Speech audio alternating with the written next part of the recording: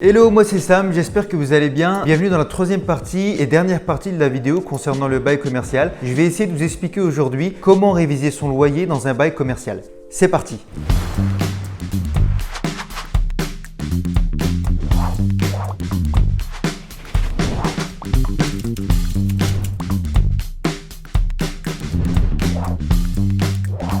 Alors, comment réviser son loyer au cours du bail? Premièrement, ce qu'on appelle la révision triennale. Deuxièmement, la révision dans le cas d'un renouvellement de bail. Troisièmement, l'indexation par clause d'échelle mobile. Et quatrièmement, par clause recette. Alors, à quoi se référer lors d'une révision? La loi Pinel, comme on l'a dit précédemment, prévoit que la révision prend effet à compter de la date de la demande de révision. La demande doit être signifiée par acte d'huissier ou adressée par lettre commandée avec accusé de réception et doit préciser le montant du loyer demandé. Deux indices de référence sont à prendre en compte pour les baux commerciaux. Premièrement, ce qu'on appelle l'ILC. Il va concerner que les locataires commerçants ou artisans. Deuxièmement, l'ILAT, l'indice trimestriel des loyers et des activités tertiaires, qui lui va concerner les autres activités. L'ICC, l'indice de construction, n'est plus d'actualité pour tous les baux conclus ou renouvelés depuis la loi Pinel de septembre 2014. Je vous mets les liens pour accéder aux indices dans le descriptif de la vidéo. Alors, premièrement, la révision triennale.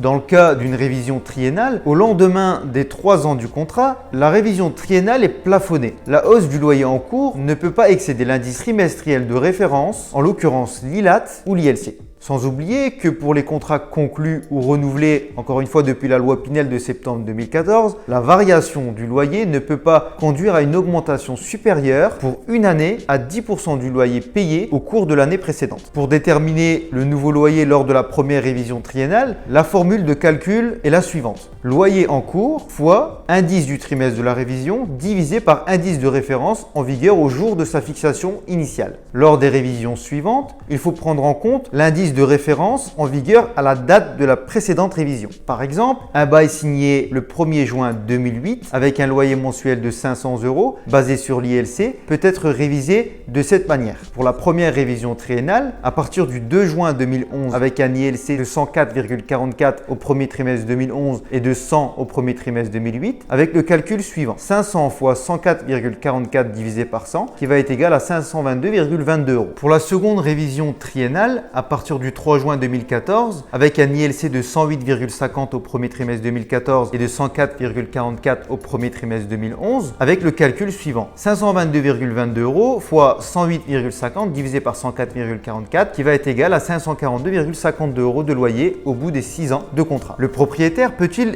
déplafonner la révision triennale? Alors oui, il peut demander le déplafonnement du loyer, ce qui veut dire que le loyer du bail renouvelé ou en cours peut dépasser l'indice de référence, mais sous deux conditions. Premièrement, en cas de modification matérielle des facteurs locaux de commercialité. Par exemple, l'augmentation de la population, une nouvelle zone de commerce, etc. qui entraînerait une variation de plus de 10% de la valeur locative et ayant une incidence favorable au chiffre d'affaires du locataire. Deuxièmement, en cas de déspécialisation du bail par le locataire, c'est-à-dire un changement d'activité. Mais bien sûr, pour les contrats conclus ou renouvelés encore une fois depuis septembre 2014, l'augmentation qui en résulte ne peut pas être pour une année supérieure à 10% du loyer acquitté l'année précédente. Deuxièmement, la révision lors du renouvellement du bail. Quand le contrat de bail arrive à son terme au bout de 9 ans minimum, le locataire, propriétaire du fonds de commerce exploité, bénéficie du droit de renouvellement s'il y a exercé plus de 3 ans. À cette occasion, si le bailleur souhaite augmenter son loyer, il doit engager une procédure particulière. Le bailleur a deux choix. Soit il engage une procédure de renouvellement en transmettant d'abord un congé au locataire 6 mois avant la fin du bail, puis propose le montant du loyer du bail renouvelé. Il peut aussi proposer une modification du prix du bail dans sa réponse à la demande du renouvellement du locataire. Cette fois, le locataire, lui, premièrement, il peut accepter le renouvellement et le nouveau loyer de manière expresse, en donnant son accord par acte d'huissier ou par lettre commandée avec accusé de réception. Le locataire peut aussi donner son accord de manière tacite, par exemple en payant spontanément l'augmentation du loyer proposée par le bailleur. Deuxièmement, il peut accepter le renouvellement mais refuser le nouveau loyer. Dans ce cas, le bailleur et le locataire peuvent décider à l'amiable du montant du loyer. Cependant, s'il n'y a pas d'accord amiable, l'une ou l'autre des parties peut saisir la commission départementale de conciliation ou le tribunal judiciaire si aucune conciliation n'est possible. Et troisièmement, il peut refuser l'offre de renouvellement. Dans ce cas, le bail commercial prend fin sans que le locataire puisse obtenir une indemnité d'éviction, qui est une somme, on l'a vu précédemment, que verse le bailleur au locataire pour compenser le non-renouvellement du bail.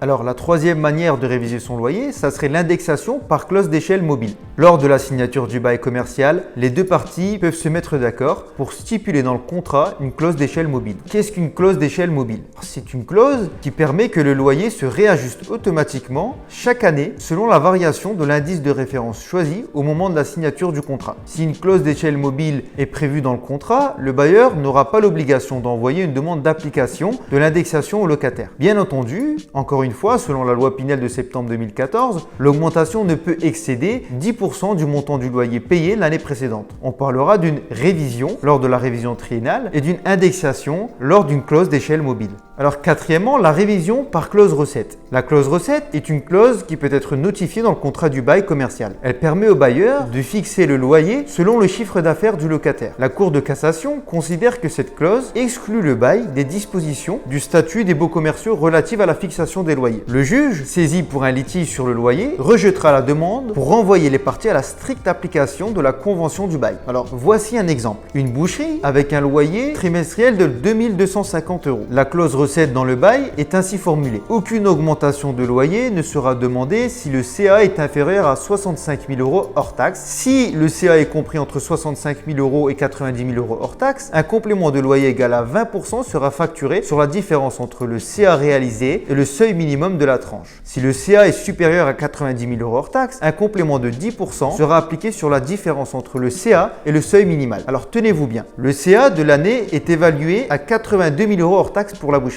82 000 moins 65 000 égale 17 000 €. 17 000 € fois les 20% égale à 3 400 €. 3 400 € divisé par 4 égale à 850 €. Cela veut dire que le nouveau loyer trimestriel sera de 2 250 € plus 850 € qui sera égal à 3 400 €. Le loyer révisé sera égal à 3 400 € au lieu de 2 250 €.